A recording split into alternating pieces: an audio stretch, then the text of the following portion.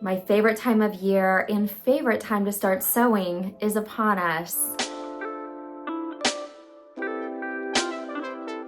Hello and welcome back to Dine in Creativity, or welcome if you're new. I'm Rachel Ann and I'm so happy that you're here. This is my sewing channel, fully dedicated to my sewing journey, the highs, the lows. You're gonna hear a couple of them in this video today and everything in between. Let's start with the highs. This is my favorite time of year, and that's one thing we can always count on. Spring is going to come at some point. And since I started sewing, I realized this is a great opportunity to sew up some clothing that fits that in-between seasonal stage where you don't want to break out a heavy jacket. It's not warranted, but you also don't want to step out in full-on summertime gear because the temps don't quite warrant it. So today I'm going to share with you two great patterns. I loved working with them both, spoiler alert, that are, in my opinion, perfect for this transitional time of year, spring to summer, winter to spring season. Let's start with pattern one, which is what I'm wearing in this video today, this tweed fabric that I was able to make, Very Easy Vogue 9334 pattern. It's rated very easy, and it is this super cute kimono style, almost also smoking jacket. It reminds me of kind of an old school smoking style jacket, but it's truly very straightforward and easy to make. Both views are super cute. The jacket has sizing capabilities from extra small, which is a 4 to 6, to XXL, which is a 24 to 26. I decided to make view B because I loved the two pockets on the front. It also gives you the pattern, which is view C, to make a pair of pants. View A offers a very stylish, different take on a classic wrap style coat, which I think could be super cute. I'll go ahead and share with you the suggested fabrics, which are medium weight woolens, denim, ponte knit, and for the pants, crepe, gabardine, twill, and unsuitable for obvious diagonals. This is a quick and easy little project with the right fabric that can just be such a classic coat style. I would definitely rate it very easy. The pattern pieces themselves, if I recall, are a little funky looking, but once you get everything sewn together, it just comes together beautifully and quickly. So if you're needing a jacket really soon because the temp in your area is starting to shift, this is a great jacket. I found this fabric at Joann's. I had been eyeing it for quite some time, and then I saw that it wound up in the Last Chance fabric section. This is the first time I've ever sewn with tweed. I would highly recommend the fabric if you visit your local Joann's or see it online.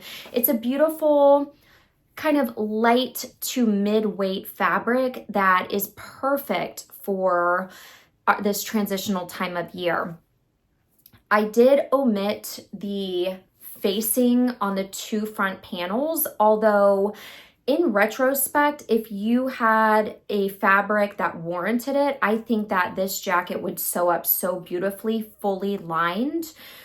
I'm still kind of working on my lining skills, and so I opted against it, and overall couldn't be happier. So I cannot wait to start wearing this, and it'll just be nice to throw on and go. The final piece that I want to share with you, just as you make this, view B, which is the view, of course, I sewed up, it does not have the ties attached to belt loops. That is something that I still may go ahead and add just so I can have the option to wear the jacket open and have the belt kind of hanging at the side.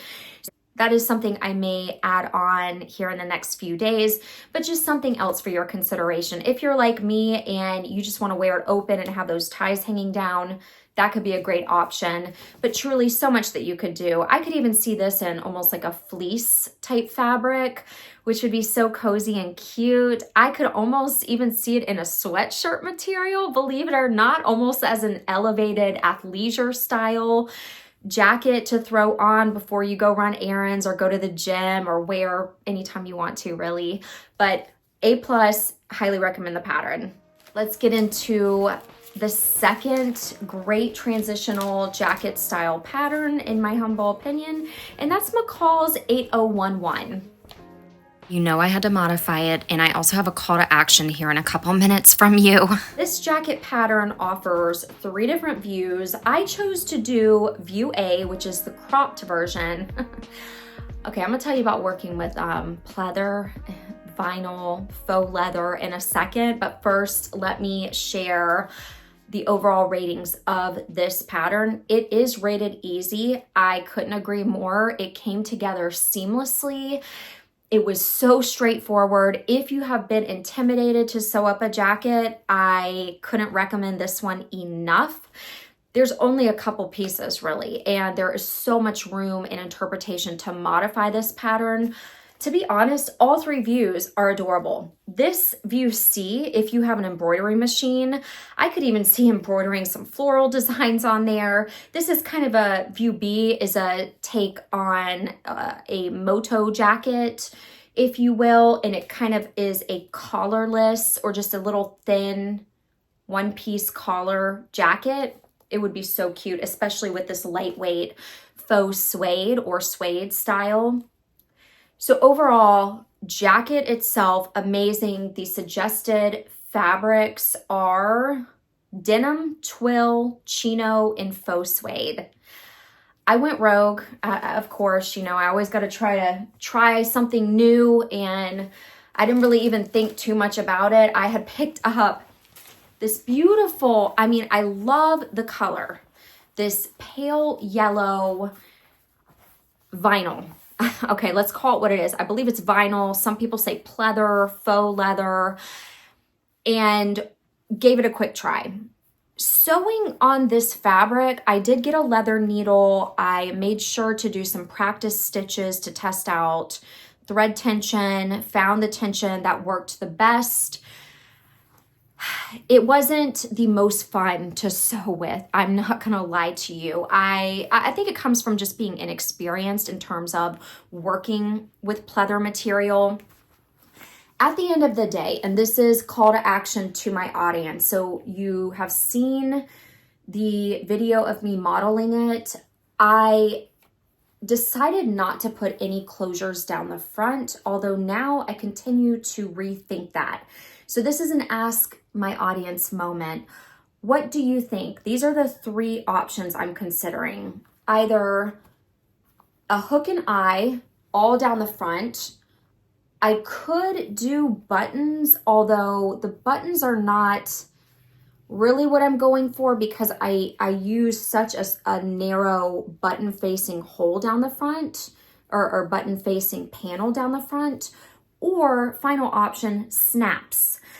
I'm kind of leaning towards trying the snaps on this jacket, but what do you think? Or do you think I should just leave it as is and stick with it being an open front jacket? So let me know in the comments, what do you think I should do? And I will definitely consider it. I finished it by just using bias tape of a matching color right here at the collar, as well as on the insides.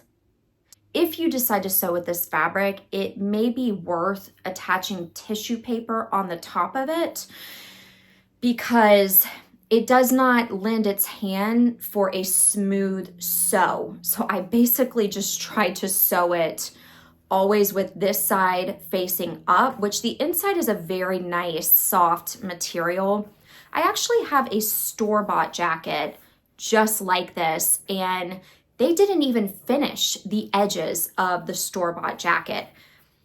I didn't finish the sleeves. All right, that may be something I do the bias tape method and go back and finish it. I did use the bias tape again at the bottom. It's a different color because I ran out of the yellow. This was a little jacket where I said, you know what, let go of perfection and just have fun with it, because truth be told, I did put it away for 2 days and I kept thinking, why am I not going back in there and finishing it? And finally I basically said, you know what, get in there and start sewing. And as I was sewing it, the epiphany came. It just wasn't fun. The fabric was not an easy gliding type experience. Since then though, I have wised up. I took my time and did some research, and I would put interfacing in the collar in the future if I use this kind of material again, because I did make a matching skirt out of the same material and interfaced it. It made a huge world of difference. It even up-leveled the quality look of the fabric itself. So consider interfacing. I may even do iron-on interfacing on the front portion just to give it a little bit of structure, because it is a little floppy. But for now, I'm happy with it. And for the sake of today, I really just wanted to show you these two different pieces as excellent options for creating transitional lightweight-ish jackets for this upcoming spring season. So keep me posted in the comments. What is on your spring sewing agenda? I have a ton of fabrics I cannot wait to share with you that I found at my local fabric store here in Southern California, as well as some patterns that I've already made some mock-ups of that actually turn out very cute. So I'll look forward to being back very soon. But I'm always interested to hear what spring patterns you're loving right now, what's on your sewing agenda, and if you have worked with either of these two patterns. As always, thank you so much for watching. Thank you for being here. I hope you're taking great care of yourself. Happy creating and sewing, and be well.